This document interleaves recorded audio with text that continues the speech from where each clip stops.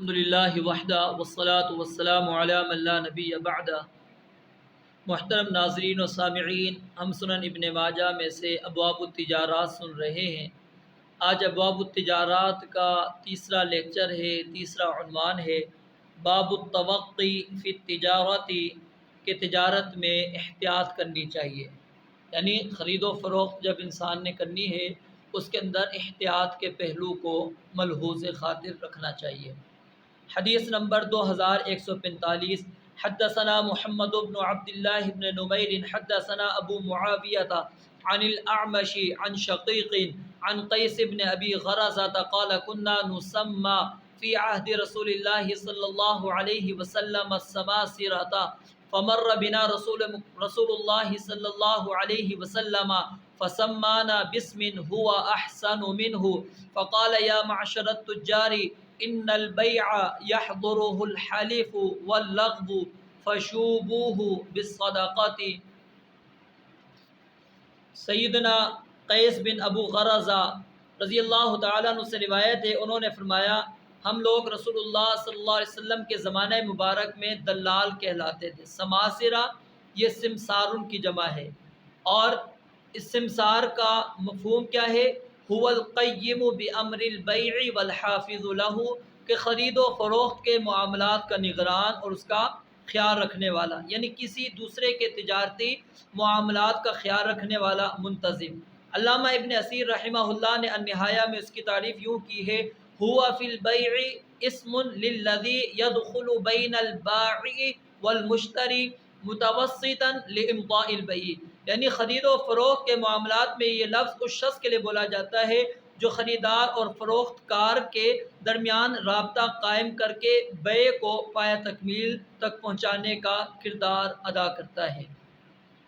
تو فرماتے ہیں زمانہ مبارک میں ہمیں دلال سماسرہ کہا جاتا تھا، کہلاتے تھے ہم۔ نبی علیہ السلام ہمارے پاس سے گزرے تو آپ نے ہمارا اس سے بہتر نام رکھ دیا۔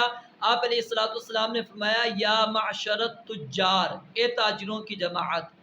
خرید و فروخت میں قسمیں کھائی جاتی ہیں اور فضول باتیں بھی ہو جاتی ہیں، اس لیے اس کے ساتھ صدقہ بھی کرتے رہا کرو۔ اب یہاں پر نبی علیہ السلام نے ایک تو کیا ہے لفظ سماسرہ، اس کو چینج کر کے تبدیل کر کے آپ نے تجار کے لفظ کو، تاجر کے لفظ کو آپ علیہ السلام نے استعمال کیا، اور صحابہ کرام بھی بیان فرماتے ہیں ہم نے اس لفظ کو پسند کر لیا۔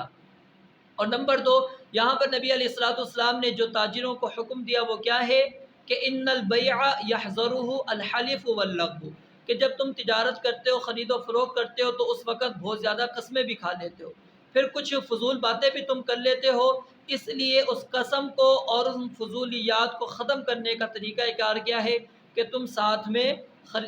صدقہ خیرات بھی کرتے رہا کرو، اس سے جو تمہاری زیادہ قسموں والا معاملہ ہے یا جو لغویات ہوئی ہوں گی اللہ رب العالمین اس میں تمہیں معاف کر دے گا۔ اور یہاں سے امام صاحب نے اس روایت کے جو لفظ کے الفاظ ہیں کہ کننا نسمى فی عہد رسول اللہ صلی اللہ علیہ وسلم السماسرہ، اس السماسرہ کے لفظ کے ساتھ امام صاحب نے دلال اور کمیشن ایجنٹ جو ہے اس کا استنباط کیا ہے کہ کمیشن ایجنٹ بننا یا دلال بننا یہ جائز ہے، رسول مکرم صلی اللہ علیہ وسلم نے اس کی اجازت دی ہے۔ حدیث نمبر 2146، حدثنا يعقوب بن حميد بن كاسب حدثنا يحيى بن سليم الطائفي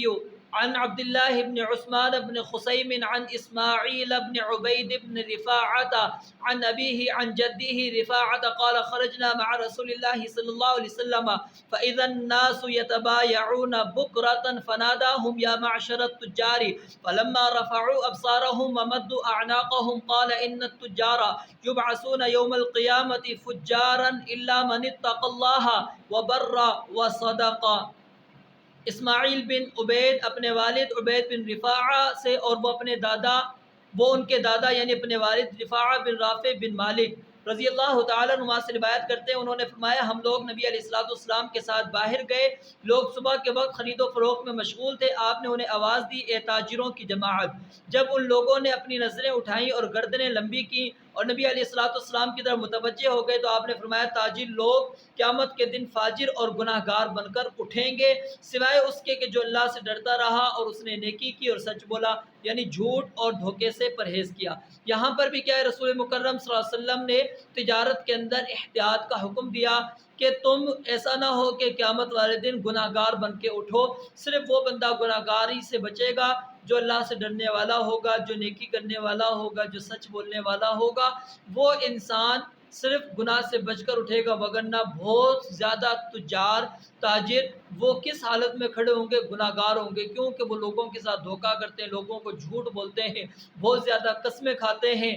اللہ سے ڈرتے نہیں، کسی کے ساتھ احسان نہیں کرتے، کسی کے ساتھ نیکی نہیں کرتے، بلکہ الٹا ان کو تکلیف پہنچانے کی کوشش کرتے ہیں۔ اس لیے آپ علیہ الصلوۃ والسلام نے فرمایا کہ اللہ سے ڈرتے رہا کرو، صدقہ خیرات کرتے رہا کرو، نیکی کیا کرو، احسان کیا کرو، لوگوں کے ساتھ نرمی کیا کرو، ان کے ساتھ اچھے سلوک کے ساتھ تجارت کے اندر پیش آیا کرو، جو چیز ہے اس کی حقیقت کو لوگوں کے سامنے بیان کر کے اس کو بیچا کرو۔